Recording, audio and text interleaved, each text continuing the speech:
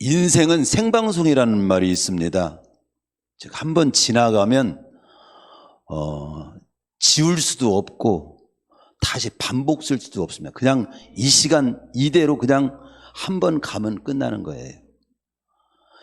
그렇기 때문에 우리는 순간순간 그리고 하루하루 내게 주어진 날을, 주어진 역사를 잘 써내려가야 돼요. 우리 성도님들은 지금 어떤 역사를 쓰고 있습니까? 오늘 본문 말씀을 들으시고 특별히 오늘 본문 28장을 이어서 저는 사도행전 29장의 역사를 제가 쓰게 하여 주시옵소서. 사도행전 29장의 역사를 쓰는 인물로 살게 하여 주옵소서. 그런 가슴을 가지고 나가실 수 있기를 축원합니다. 그 말씀이 무슨 말인가를 지금부터 차근차근 말씀을 전할 때 이해하게 될 겁니다.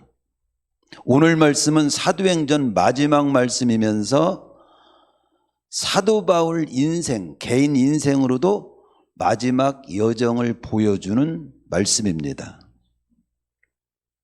또 우리 교회에서도 이 사도행전을 마치는 시간이 되겠습니다.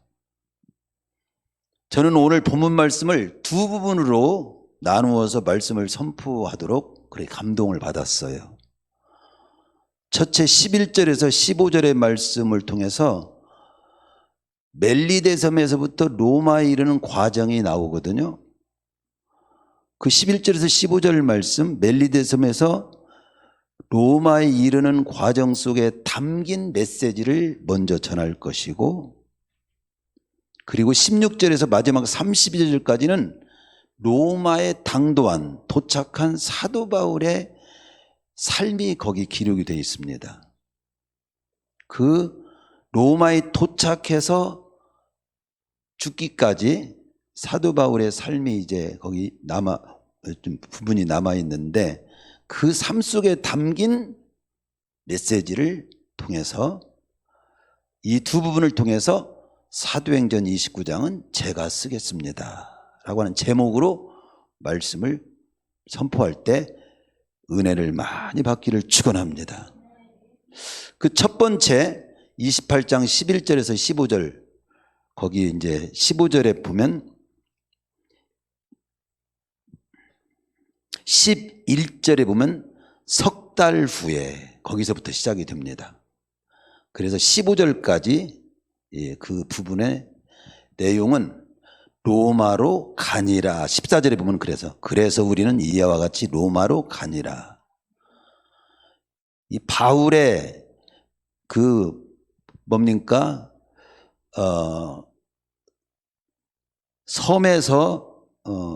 섬에서부터 지금 로마까지 도착하는 여정입니다. 거기 보면 멜리데 섬, 폭풍으로 인해 가지고 배가 파손되고 겨우 멜리데 섬에서 이제 거기에 머물게 됐는데, 그 멜리데 섬에서 3개월 정도를 머물러요. 3개월간 머물렀던 바울 일행이 드디어 이제 배를 타고 거기에 기록된 대로 여러 곳을 거쳐서 로마에 도착하게 됐다는 내용이 28장 11절에서부터 15절까지 내용이거든요. 근데 그 부분에서 첫 번째 좀 우리가 눈여겨서 보는 부분은 11절에 보면 석 달 후에, 3개월 후에, 그러죠. 그 섬에서, 그 섬은 멜리데 섬입니다. 멜리데 섬에서 겨울을 났다. 옛날 성경에는 과동했다. 과동이라는 건 겨울을 보냈다, 그런 뜻입니다. 그 겨울을 3개월 동안 그곳에서 보낸 후에 알렉산드리아라고 하는 배를 타고 로마를 향하여 떠났다. 떠나니 그 배의 머리 장식은 디오스 구로라. 근데 제가 이 말씀을 보면서 저에게 감동해 주신 건 뭐냐면, 성도들과 함께 생각해 보라고 하는 건 뭐냐면, 배를 타고 떠났다 그러면 끝나는데 머리 장식에 대해서 특별히 얘기를 하고 있는 거예요. 그 뱃머리에 디오스 구로라고 하는 장식, 이게 써 있는 겁니다. 이 글이 써 있는 거예요. 이 디오스 구루라고 하는 것이 그러면 그 이름을 써 있다라고 하는 것을 이렇게 디오스 구루라고 하는 이 낱말이 써 있는 거, 이것을 보면서 왜 이 디오스 구루라고 하는 말을 썼는가, 이것을 우리는 한번 거기 초점을 맞춰볼 필요가 있는 겁니다. 왜 이 부분을 성경에서는 이렇게 기록해 놨는가. 그래서 제가 그 부분을 좀 검토를 해보니까 이 디오스 구루라고 하는 이 말을 뱃머리에다가 딱 써놓은 것을 성경은 기록하게 했거든요. 좀 관심이 있게 보라고 하는 뜻에서 기록했단 말이죠. 그 디오스 구루라고 하는 말은 뭔 말이냐면 그리스 신화에 나오는 제우스의 아들들이란 뜻이에요. 그 제우스는 그러면 누구냐? 뭐 다 거의 다 뭐 우리 중고생들 정도 되면 다 알겠지만 제우스는 그리스 신화에 나오는 최고의 신의 우상 이름이에요. 한마디로 하나님 말. 그리스 신화에 나오는 제우스라고 할 때 제우스는 최고의 신으로, 신화에는 최고의 신으로 불려지는 신 이름이에요. 그 제우스의 두 아들이, 그 최고의 신의 두 아들이 쌍둥이인데 그 쌍둥이 아들 이름이 카스터와 폴럭스라고 하는 이름인데 합해서 디오스 구루라고 부르는 거예요. 그런데 이 디오스 구루라고 하는 말하면 그 제우스 신의 아들이라고 하는 이름을 왜 붙여놨냐. 그들은 생각하기를 최고의 신으로 천지의 모든 현상을 주관하고 인간 사회, 정치, 법률, 도덕을 다 주관하는 최고의 신의 이 아들이 어떤 역할을 하냐면은 선원들의 수호신을 역할을 하는 거예요. 수호신의 역할을 하고 배를 안전하게 항해하도록 도와주는 신이다. 그렇게 해서 뱃머리에다가 새기고 그러고 다니는 거야. 즉 그러니까 그들은 하나님을 알고 있어요, 모르고 있어요? 하나님을 모르고 지금 우상을 섬기고 있는 대표적인 모습인 거지요. 그러나 이제 생각해 보라 이거요. 너희들 볼 때 지금 바울이 제우스 신이 한마디로 디오스 구루가 지켜주기 때문에 이 배가 안전하냐? 이런 낱말 하나도 너희들은 그냥 지나치면 안 돼. 인생을 여기서부터 정리를 잘 해봐야 돼. 그런 제우스 신의 아들 디오스 구루가 이 배 선원들을 지켜주고 항해를 안전하게 해주는 그런 신이 아니야. 안전하게 지켜주는 신은 참신 하나님밖에 없어. 이것을 한번 생각해 보라는 것이지.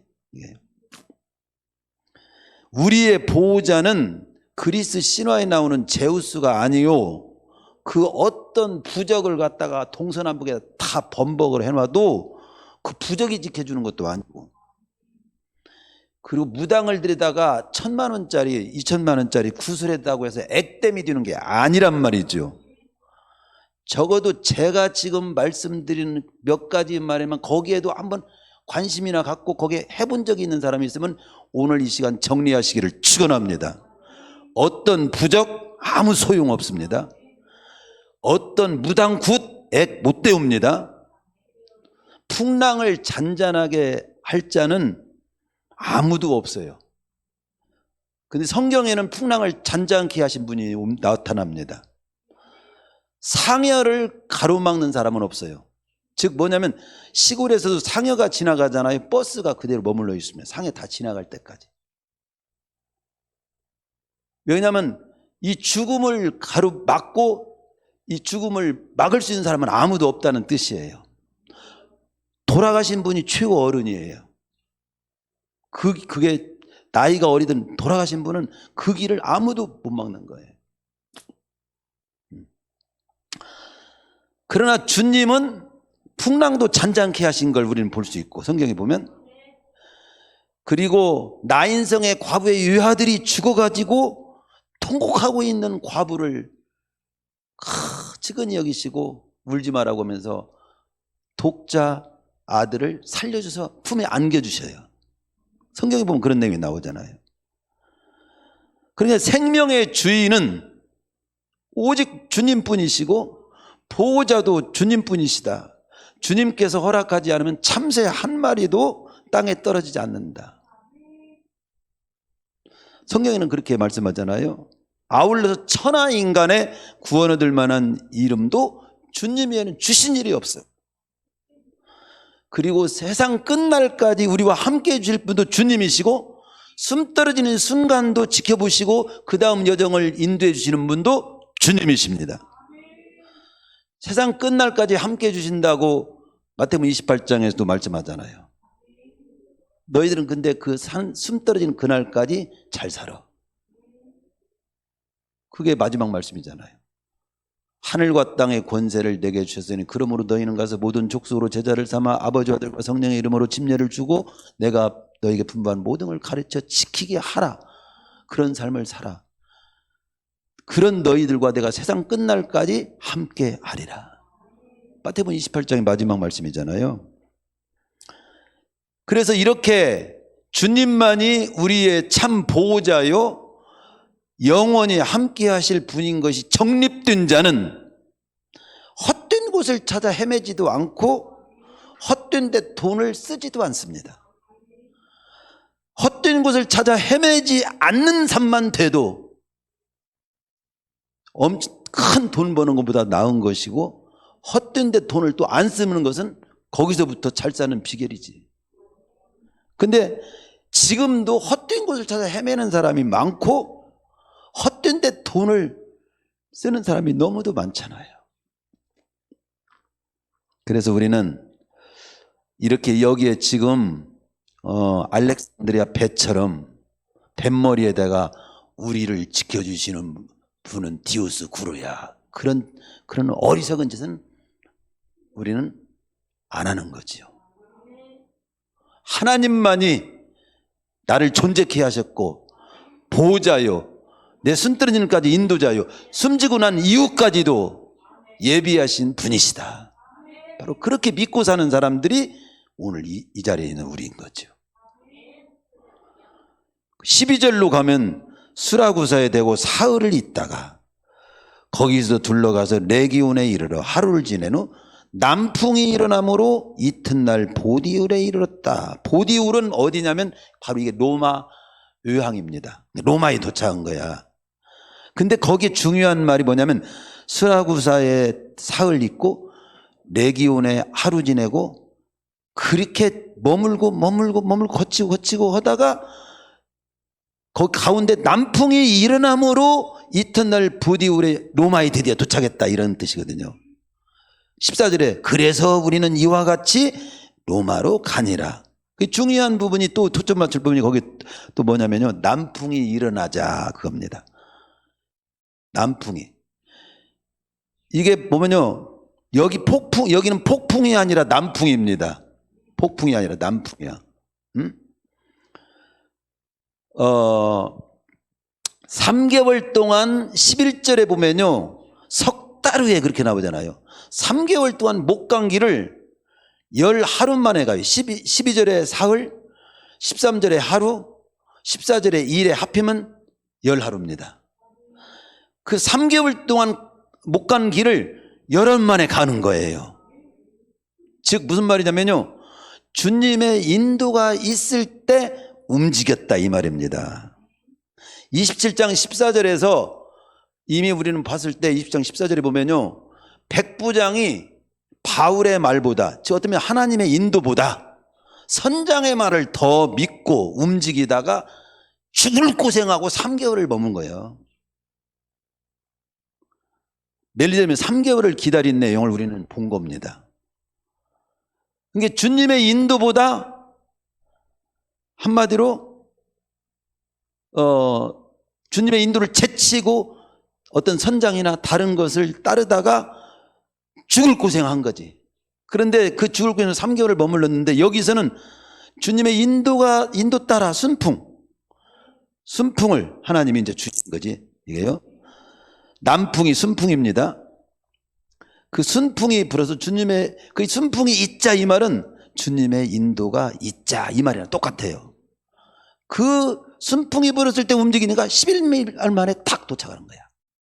멜리세벳 로마 요향 보디올에 도착을 했다 이 말입니다. 근데 이 부분도 우리가 그냥 지나면 안 되고 조금 깊이 좀 보면, 적용으로 본다면 이 부분을 깨달아야 할 중요한 사실 중 하나는, 우리는 인생길을 갈 때 먼저 하나님의 인도, 즉 하나님의 뜻이 없는데 앞서 움직이면 안 된다. 하나님 제치고 움직이다가는 3개월 죽을 고생한 것처럼 그런 일 만날 가능성이 많다. 여리고성에서 대승했지만 하나님 인도 없는데 아주 하찮은 작은 아이상 우습게 보고 거기 도전했다가 대패를 합니다. 하나님의 인도 없이 움직이다가. 엘리사의 종 게하시가 때를 분별치 못하고 나병 고치고 가는 나만 장군 뒤쫓아가 가지고 은 2달란트하고 옷 2벌 챙기다가 오히려 나만은 병 고치고 왔는데 엘리사 주의 종 밑에 있는 게하시는 문둥병, 나병이 들어요. 어쩌면 하나님 말씀 제치다가. 그러나 에스더는 이때를 위하여 네가 있는 것이 아니냐 하면서 모르게 하나님의 뜻을 제시합니다. 그랬을 때 목숨 걸고 그 뜻을 받아들이고 죽으면 죽으리라 몸을 던지니까 하나님의 역사에서 그를 통해서 민족을 구원한 역사를 이룹니다. 뭐 여러 말씀이 나오는데 하나님의 인도와 뜻을 뒤로 제치면 단순하게 오늘 말씀으로 본다면 죽을 고생할 수 있다. 그러나 순풍, 하나님의 인도 따라가면 사흘이면 40년 갈 길도 사흘이 갈 수 있다. 하나님 제치면 사흘 길도 40년이 될 수도 있어요. 출애굽기를 보면, 민수기를 보면 그렇게 될 수 있는 거죠. 그래서 하나님의 때가 아닌데 서두르면 안 된다. 전도서 3장에서 천하의 범사가 기한이 있고 모든 목적을 이룰 때가 있다고 말씀하지 않습니까? 그 기한과 때는 하나님이 주관하는 거예요. 그 내 입만으로는 이렇게 안 될 경우가 참 많아요. 하나님의 뜻을 제치고 내 계산, 내 감정, 내 생각 앞세우지 말라는 지금 말씀을 드리는 겁니다. 근데 우리는 여전히 우리 삶 속에 보면요, 하나님의 뜻은 헤아리려고 해보지도 않고 기도해보지도 않고 기도도 앞세우지 않고 하나님의 말씀을 통해서 하나님의 뜻을 헤아려 보려고도 하지 않고 내 계산, 머리. 여러분이 배웠으면 얼마나 배웠어요? 아니, 박사학위를 가졌다고 그게 아는 겁니까? 하나님 앞에서 안다고 번데기가 뭐 누구 앞에 주름 잡는다고? 누가 하나님 앞에서 내가 나 안다고 할 수 있어요? 누구고? 성경적으로 보면 하나님 앞에서 하나님 제치고 내 계산 앞세우고 내 감정 앞세우고 내 생각 앞세우는 잘난치 않은 인간이 잘 된 적은 없습니다. 저는 이걸 생각할 때 그 시인 박노해 시인의 시가 다시 생각나더라고요. 그분은 인생길을 갈 때 여러 가지 잘 안 풀릴 때 자기는 이렇게 묻는다는 거야. 제가 이 시를 소개해 드릴게요. 그래서 이것도 오늘 말씀에서도 우리도 똑같아. 성경에 이분이 아나? 제가 하고 싶은 말을 이분이 시로 잘 표현했네? 해서 시를 제가 제시해요. 그럼 이렇게 묻는다는 거예요. 나는 이렇게 물었습니다라고 하는 시입니다. 어떻게 물었냐? 그토록 애써온 일들이 안 될 때, 나는 이게 의로운 일이라고, 당당한, 올바른 일이라고 하는 일인데도 잘 안 될 때, 내가 볼 때 뭐 잘못된 거 없는데 왜 안 되지? 의로운 일이 안 될 때 나는 이렇게 물었습니다. 첫째, 뜻인가? 즉 하나님의 뜻이 어디 있는가? 하나님의 뜻인가? 생각한다는 거예요. 묻는다는 거예요. 길게 보면 다 하늘이 하시는 일인데 이 일이 아니라 다른 일을 시키려는 건 아닌가? 하늘 일을 마치 내 것인 양 나서서 내 뜻과 욕심이 그 뜻을, 하늘의 뜻을 가려서 지금 안 되고 있는 건 아닌가? 그게 묻는다는 거예요. 이게 진짜 성경적인 거예요. 그럼 두 번째는 능인가? 그 뭐냐면 왜 이렇게 안 되지? 애써온 일들이 안 되고 내가 생각할 때 이거 틀린 일도 없고 뭐 나쁜 일도 아닌데 왜 이게 안 되지? 그럴 때 두 번째는 능인가 묻나요? 능. 즉 실력, 능력. 결국은 실력만큼 준비만큼 이루어지는 것인데 현실 변화를 내가 바로 보지 못하고 나 자신을 바로 보지 못해서 처음부터 내가 지는 싸움을 시작한 건 아닌가? 내가 오히려 더 처절한 공부와 정진이 아직 모자란 건 아닌가? 이게 묻는다는 거예요. 진짜 그렇죠. 좋은 자세죠. 내 부족은 생각하지 않고 아이고 뭐 정말로 나를 알아주는 사람이 없다니까 막 이러고 있는 사람. 나는 다 준비되는데 내가 갈 곳이 없다니까. 나를 받아주는 곳이 없대. 나를 받아주는 곳이 없는 곳이 아니라 네가 부족해. 네 실력이 부족해. 이런 때가 사실 더 많이 있다는 걸 깨달아야 돼요. 그래야 안 그래요? 여러분 안 그런 것 같은가 말이에요. 그 능인가를 묻는다는. 그리고 마지막 세 번째 묻는 건 뭐냐면 때인가를 묻는다. 때. 흙 속에 씨알도 싹이 트고 익어가고 지는 때가 있듯이 모든 것은 인연 따라 이루어지는 것인데 세상 흐름에 내 오름을 맞춰내지 못한 건 아닌가? 더 치열하게 내가 기다려야 할 때는 아닌가? 쓰라린 패배 속에서 눈물 속에서 나는 이렇게 세 가지를 물었다는 거야. 뜻인가? 능인가? 때인가? 출애굽기에 보면 이스라엘 백성들이 구름기둥 불기둥이 움직일 때만 움직입니다. 3개월을 머물면 그냥 3개월 거기 앉는 거야. 바로 근데 거기 천막치라고 하는데 그 다음날 구름 뜨면서 구름이 인도하면 바로 움직입니다. 천막 걷어놓는 거예요. 그게 믿음으로 사는 사람의 태도여야 돼요. 다윗이 일생 하나님께 물어가르되 하면서 주님의 뜻을 따라 물으면서 인생길을 풀어가듯이 우리도 하나님의 뜻을 찾으면서 하나님의 때를 헤아려 보고 또 나의 실력을 잘 준비해서 인생길을 갈 수 있기를 축원합니다. 그 14절 15절을 가면요 보디올에 드디어 이르러 가지고 형제들을 만나서 영접을 받고 7일을 함께 유하다가 드디어 로마에 도착합니다. 14절에서 말해봤죠. 우리는 이와 같이 로마로 가니라. 거기까지 15절까지 다 포함된 내용이에요. 거기 있는 내용은 제가 생략하고요. 로마에 드디어 도착했다. 로마에. 근데 여기 보면 우리는 이와 같이 로마로 가니라. 그렇게 나오잖아요. 그것은 그토록 바라던 로마에 도착했다. 그 로마에 도착하기까지 수많은 난관과 어려움이 있었다고 하는 걸 암시하는 말입니다. 많은 우여곡절을 겪은 후에 마침내 바울이 도착이 됐다. 이겁니다. 로마로 가니라 이렇게 이와 같이 로마로 가니라 이렇게 했지만 말씀 그 한마디로 이렇게 간단히 처리했지만 짧은 이 한마디가 이루어지기까지 실제로 얼마나 많은 파란만장한 곡절이 많았습니까? 로마가 어디길래 그토록 바울은 가기를 원했을까를 잠시 멈춰서 한번 생각해 보는 거죠. 바울이 그곳에 볼거리가 참 많다지? 그래서 로마를 그토록 가기 원했나요?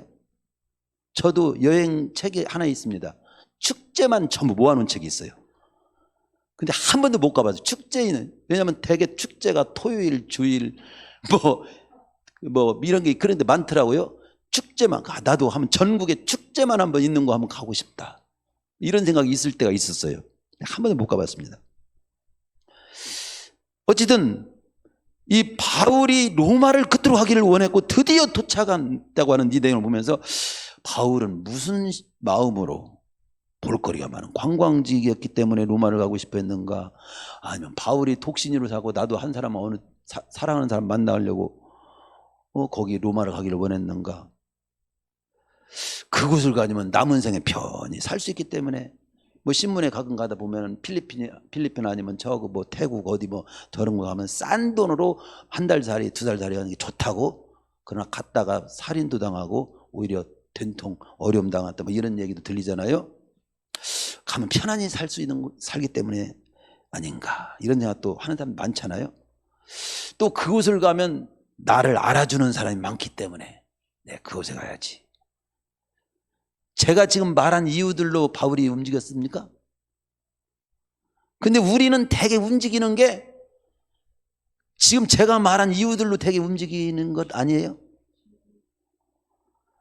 근데 바울은 우리가 생각하는 건 전 거꾸로입니다. 오히려 바울은 그곳은 죽음이 기다리는 곳이라는 걸 알았어요. 그 생애 자기 마지막 장소라고 하는 것도 알았습니다. 실제로 그는 로마에서 참수형을 당하고 그의 삶이 끝납니다.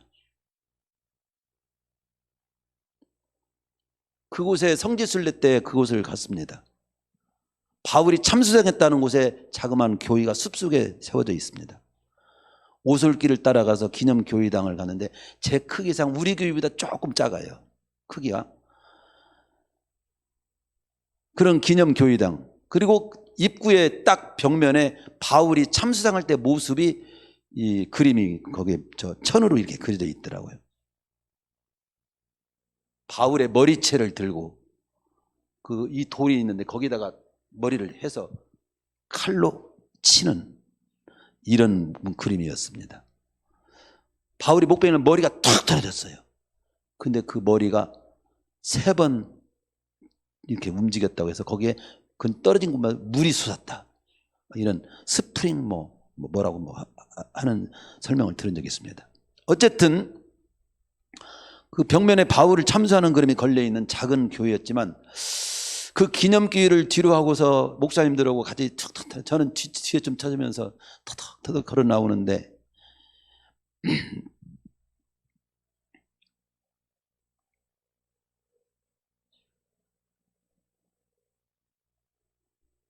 그때 생각이 나네. 울컥합니다. 내가 왜 이 눈물이 쭉 흐르는 거예요.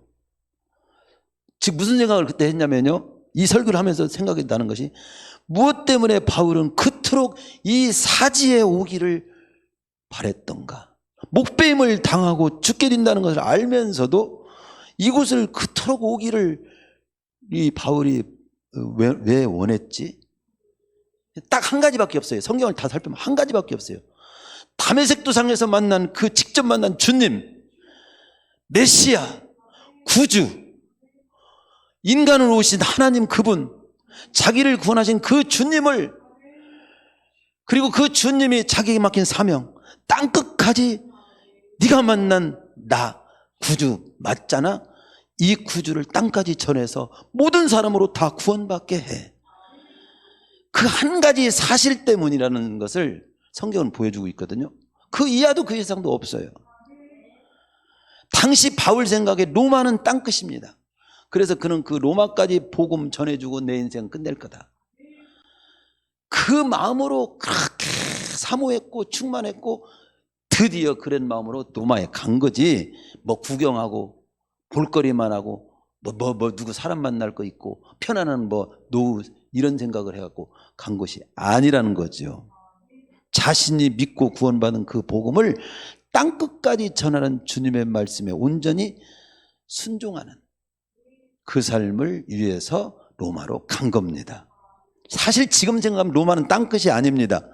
그러나 로마까지 전해진 복음은 지금 땅끝까지 확산되고 있죠. 당시 로마는 세계로 통하는 곳이었어요. 바울을 통해서 로마에 전해진 복음이 유럽으로, 유럽에서 영국으로, 영국에서 미국으로, 미국에서 아시아, 한국으로, 한국에서 다시 아시아를 거쳐서 다시 예루살렘으로 복음이 가면 세상의 끝도 온다고 마태복음 24장 14절은 말씀합니다. 거기 이렇게 나오죠. 이 천국 복음이 모든 민족에 증거되게 하여 온 세상에 전파되리니 그제야 끝이 오리라. 이제는요, 아시아 지금 예루살렘에 막 복음화가 되는 내용이 움직이고 많이 있잖아요. 끝이 거의 다 왔어요. 종말이 거의 다 왔어요. 그것만 봐도. 계시록을 특별히 해석 안 해도 거의 복음 전파되는 이 모습만, 하나님이 알려준 말씀만 조금만 이게 헤아려 봐도 끝이 거의 왔습니다. 말하면 100m, 1000m 달리기라면 900m까지 왔습니다.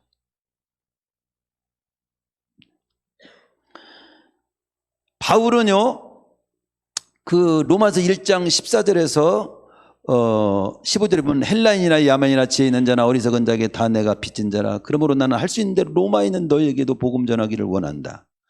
그러면서 모든 사람이 다 빚진 마음으로 살았어요. 빚을 진 걸. 빚은 꼭 갚아야 되잖아요. 나는 할 수 있는 대로 로마에 있는 당신들에게 복음을 전해서 복음을 전하지 못한 사람이 있다는 그 빚을 내가 꼭 갚겠다. 자신을 복음의 빚진 자로 생각하면서 사는 겁니다. 세계를 품고 사는 거예요. 온 세상 사람이 구원받기를 원하는 것이 하나님의 우리를 향한 소원이잖아요. 그 마음을 그 바울이 품고 사는 거죠. 그러면 이 말을 얘기를 지금 하는 이유는 뭡니까? 우리도 그 마음 품고 살아야죠. 그 마음을 품고 살아야죠. 사도행전 28장 크게 두 번째로 내용으로 넘어가 봅니다. 28장 16절로 가면요, 이제 드디어 로마에 들어가서 거기에서 이제 생활하는 내용, 최후의 삶의 모습에 담긴 메시지를 살펴보고 말씀을 마무리하려고 합니다. 사도행전 28장은 죄수 호송선을 타고 그 섬에서 이 로마까지 온 그런 바울이 이제 로마에 도착해서 어떤 일에 집중했는가, 그것을 초점을 맞춰서 좀 말씀을 살펴보려고 하는 겁니다. 이 로마라고 하는 곳이 어떤 곳입니까? 실제로 그 당시 로마는요, 대단한 곳이었습니다. 제가 이게 책을 통해서 조금 보니까 로마는 티베르강 하류 소위 로마의 7언덕이라는 곳에 위치한 곳인데, 그 기원은 로물루스의 신화에서 시작이 돼가지고 주전 510년에, 그러니 지금부터 2500년에 이미 공화제가 거기는 실시된 곳입니다. 이 공화제라고 하는 것은 뭐냐면 여러 사람이 화합하여 일을 행하는 공화정. 그래서 주권이 국민에게 있는 민주주의가 바로 거기서 시작이 된 거예요. 실시된 그런 곳이에요. 아우구스도 황제 이후에 제국으로 발전해가지고 당시 로마는, 우리 초등학생들도 아는 세계는 로마로 통한다 이런 말 하잖아요. 세계의 정치, 경제, 군사, 문화 중심지였어요. 이 로마에 바울이 드디어 입성한 겁니다. 아까도 말씀드린 것처럼 그것은 단 한 가지 목적 때문에, 다메섹 도상에서 만난 주님, 그분이 구주고 인간 오신 하나님 맞고 자기를 구원하신 주님 맞고 그 주님을 나를 구원한 것처럼 모든 사람도 믿게 해서 구원받게 하는 그 단 한 가지 사실 때문에 그 로마에 이제 당도해서 그러면 당도한 대로 어떻게 했냐, 그렇게 사는 거예요. 바울의 일생의 삶을 딱 정리하면 세 가지로 정리할 수 있어요. 주님을 만나면 자기는 할 수만 있다면 주님을 더 깊이 알고 싶어 했어요. 하나님, 정말 신묘막측한 분이 아닙니까? 놀라운 분 아니에요? 어떻게 하나님이 인간의 모습으로 왔고 그분이 나를 구원하신 구주라고, 이런 사실이 진짜 사실일 때 얼마나 그게 그 속에 하나님의 그 깊은 뜻이 담긴 분 아닙니까? 그러니까 주님을 깊이 일생을 자기가 지금까지 공부를 해도 주님만큼 깊이 파고 또 파도 끝없이 더 궁금한 분이 주님이에요. 주님을 깊이 아는 것, 그리고 주님 모습보다 훌륭한 온전한 모습은 없는 거예요. 주님을 닮는 것, 그리고 자기 생명이 더 주어진다면 죽는 날까지 그 주님이 우리를 향한 뜻, 하나님의 주님의 뜻을 행하는 것, 행하는 일에 자기 삶을 바치는 것, 주님을 깊이 알고 싶다는 것, 주님을 닮고 싶다는 것, 주님의 뜻을 위해서 자기 삶을 바치겠다는 것, 이게 바울의 일생이에요. 예. 그러면 그 당시 바울의 로마에서 형편은 어떤 상태냐면요, 거기 16절에 보면은 백부장이 죄수들을 시위대행에 넘겨줬다고 나오잖아요. 시위대행, 죄수로 갔잖아요. 재판을, 자기는 로마 시민권을 가진 자로서 재판을 황제 앞에서 받겠다.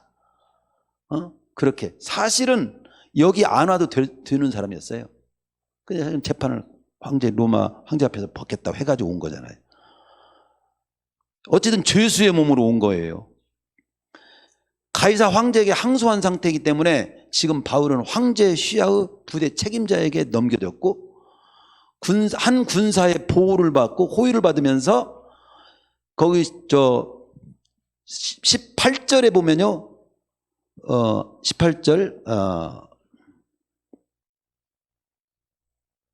18절이 아니라 30절에 보면 바울이 온 이틀을 자기 셋집의 몸을 셋집에 살았어요.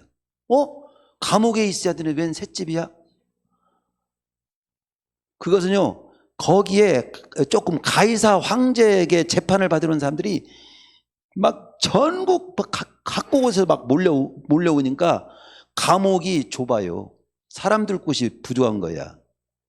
그러니까 이 미결수들 특별히 아주 질이 안 좋은 그런 죄수 빨고는 그런 죄수들은 셋집에 더 머물게 한 거예요. 셋집에 머물게 하면서 보호 관찰하는 거지. 보호를 지키고 감시받고 보호를 받으면서 있도록 한 거예요. 그래서 셋집에 머물 실제로 감옥 생활하는 거예요. 이게 그런 상태입니다. 황제 휘하의 부대 책임자에게 넘겨졌고 그 군사의 보호를 받고 호의를 받으면서 셋집에 살면서 사람들을 대화할 수 있는 그런 자유만큼은 사람들도 만나고 대화도 할 수 있는 그런 상태에 있었습니다. 여기서 한 가지, 우리는 그러죠. 저는 그렇게 여행을 세계 좀 외국 여행을 저는 많이 다녀본 적은 없고 이렇게 목사님들하고 성지순례를 간다든가 이렇게 해서 가본 적이 있는데 이 이스라엘 애굽에서부터 이스라엘 땅으로 오는 그곳은 완전히 그 불무지예요. 한 서너 번 뛰어야 풀 한 포기씩 이상한 풀 한 포기씩 있는 그런 곳이에요. 근데 막 광활하게 있어요. 근데 그곳에도 또 사람이 또 살고 있더라고.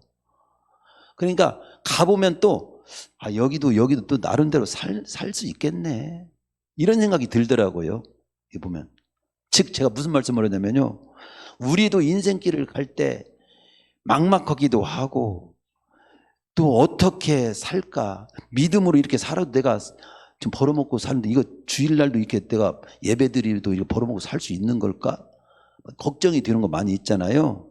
그러나 하나님은 다 고린도 10장 13절에 보면 언제나 감당할 만큼 능력도 주시고 피할 만큼 길도 주시고 필요한 일용한 양식도 다 주시는 분이세요. 그걸 믿어야 됩니다. 바울의 지금 로마에서 몸뚱이만 왔고 죄수의 몸으로 왔어도 다 셋집이면 셋집, 또 그리고 그곳에서 만나는 사람들 다 만나면서 복음을 전할 수 있도록, 특별히 자기를 보호하고 호위하는 군대들은 돌아가면서 교대로 만납니다. 그러니까 그들을 어떻게 개인적으로 찾아서 만납니까? 앉아가지고 교대로 로마의 그 엘리트 군인들을 다 복음 전하는 거예요. 복음을 전하는 꼴이 된 거예요. 하나님이 그렇게 인도를 하신 거죠. 완전히 풀리지는 않았지만 사람들을 만나서 복음을 전할 만큼의 자유가 또 주어지고 있었던 겁니다. 그러니까 언제나 마땅히 할 일은 하도록 하나님은 다 인도해 주세요. 우리 또한 마땅히 지켜야 될 믿음 지키고 드려야 될 예배 드리고 살아야 될 삶을 살겠습니다. 그런 삶을 살게 해 주십시오. 아니 기도하기 전에 이미 예비하셔.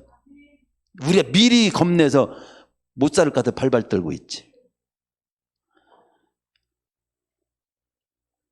하나님은 일용할 양식을 주시는 분이십니다.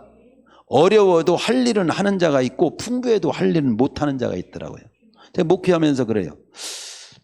선배 목사님이 그래요. 목사, 내가 가만히 보니까 돈 있어도 목회 못하는 사람 못해요. 그리고 돈 없어도 건축할 사람 건축 다 하고 할 일 다 하는 사람 다 해. 돈 있고 없고가 문제가 아니야. 그런 얘기를 정말 맞더라고요.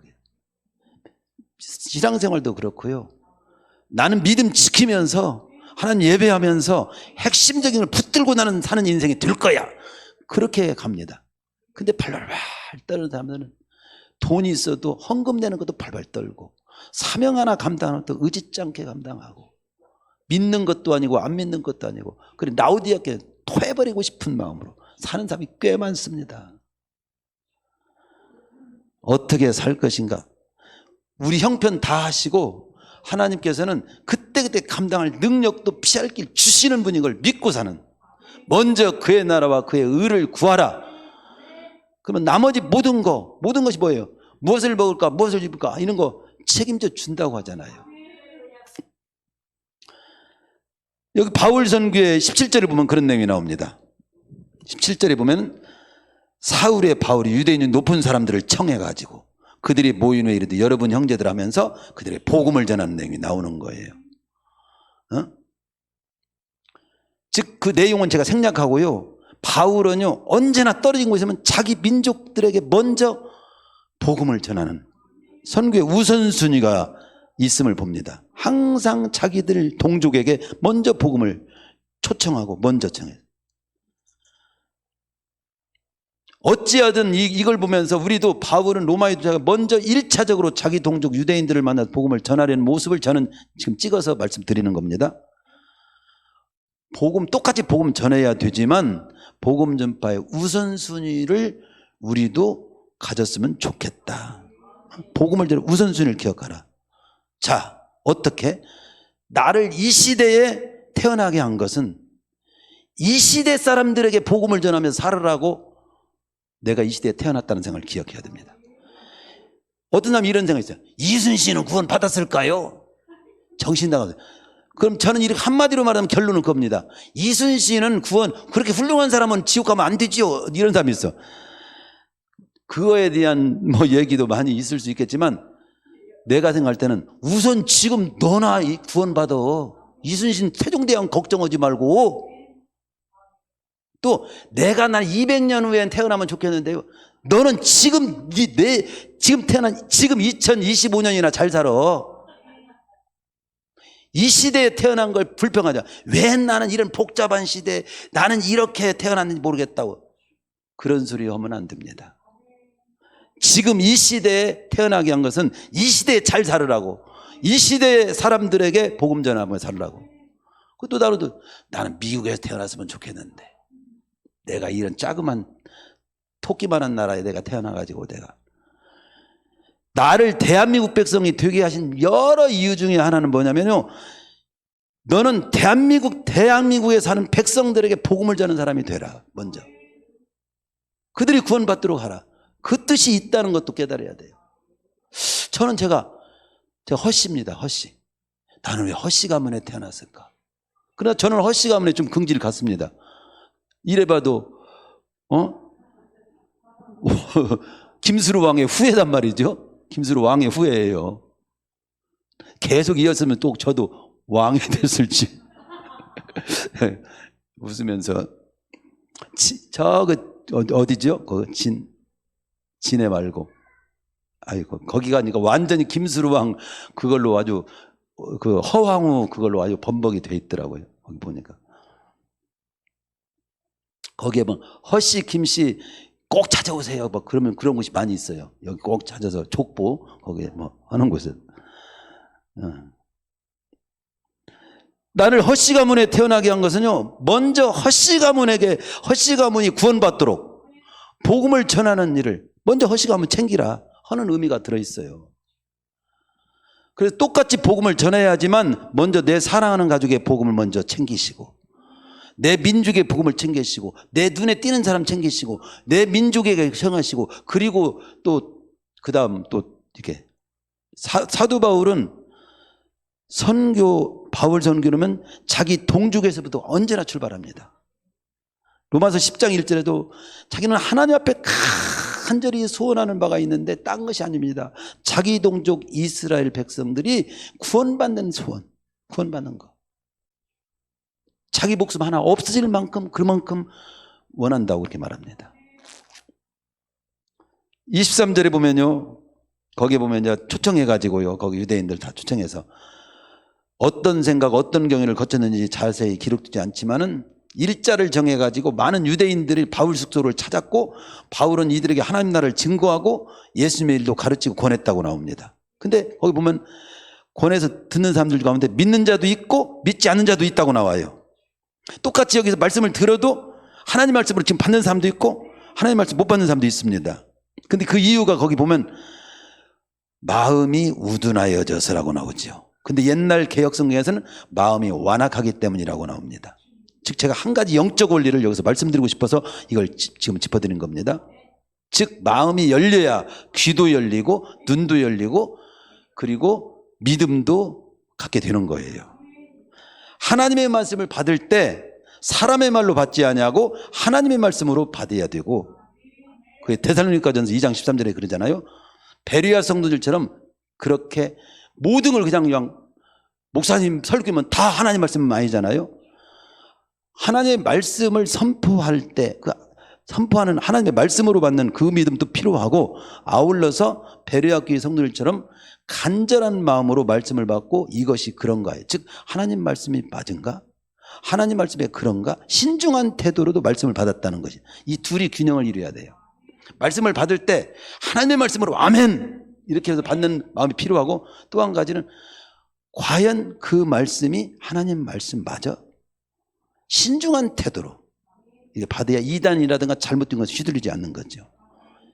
그래서 우리 성도님들은 말씀도 잘 받으시고, 선교의 메시지는 23절에 나옵니다. 뭘 전했냐? 바울은 하나님 나라와 예수님을 전했습니다. 바울이 아침부터 저녁까지 강론하여 하나님 나라를 증거하고 모세의 율법과 선자의 이건 구약입니다. 구약을 가지고 예수님을 증거한 겁니다. 그리고 말씀 마무리하겠는데요, 바울은 사명을 다하고 인생의 막을 로마에서 내리게 됩니다. 이게요.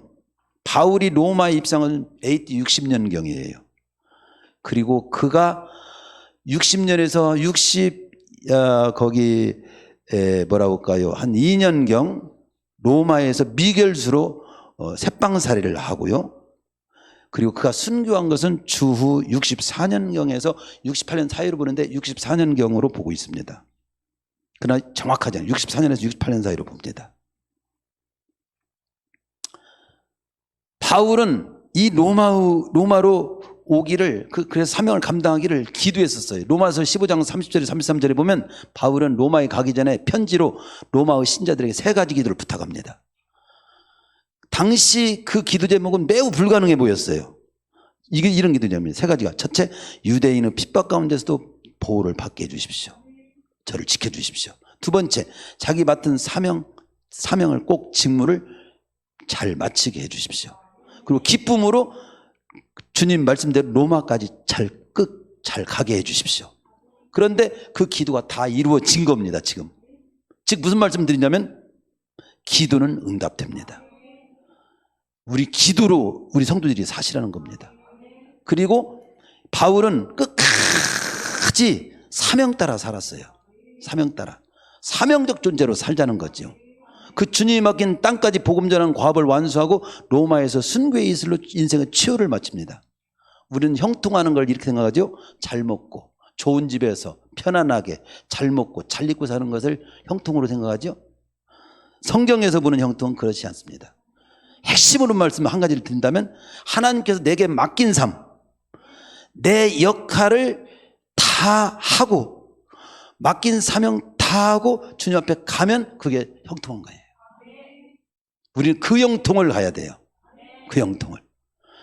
그러면 오늘 제목에 제가 29장은 우리가 써내려가야 된다. 내가 쓰게 하여 주십시오. 제가 쓰겠습니다. 이 말씀이 왜 나왔냐? 마지막이 어떻게 끝납니까? 31절 봅시다. 31절. 바울이 30절에 바울이 온 이태를 자기 셋집에 몰면서 자기에게 오는 사람들을 다 영접하고 받아들이면서 하나님 나라를 전파하며 주 예수 그리스도에 관한 모든 걸 담대하게 거침없이 가르치더라. 진행형으로 끝납니다. 진행형으로. 아직 바울 서실 보면 다 마지막 편지 보면 인사가 있어요. 근데 사도행전은 슈베르트의 미완성 교향곡처럼 미완성으로 되어 있습니다. 진행형으로 그냥 끝나는 거예요. 지금 가르치고 있는 중이야. 전하고 있는 중입니다. 그런데 사도행전만큼은 마지막 그 끝맺는 인사가 없이 진행형으로 써 있다는 겁니다. 그것은 복음 전파는 그 사도 사도 바울이 전했던 그 복음을 그 뒤를 이어서 계속 29장은 우리가 써내려 가야 된다는 거예요. 내가 써내려가고 내 자식이 써내려가고 손자가 써내려 계속 주님 오실 때까지 진행형으로 내가 믿는 예수님 당신도 믿고 구원받으시오. 이 복음은 계속 진행형으로 써내려져 가야 하기 때문에 바로 29장은 제가 쓰겠습니다라고 우리 성도들이 그렇게 고백하고 결단하고 말씀을 마무리해야 된다는 사실입니다. 사도행전은 끝나지 않았습니다. 복음 전파에서는 지금도 계속되어야 합니다. 우리 모두는 각자의 삶의 현장에서 31절처럼 하나님의 나라를 전파하며 주 예수 그리스도에 관한 모든 걸 담대하게 거침없이 가르치고 전하는 삶을 살 것을 결단하면서 사도행전 29장은 제가 쓰겠습니다. 29장을 써내려가는 제2, 제3의 바울이 되실 수 있기를 축원합니다.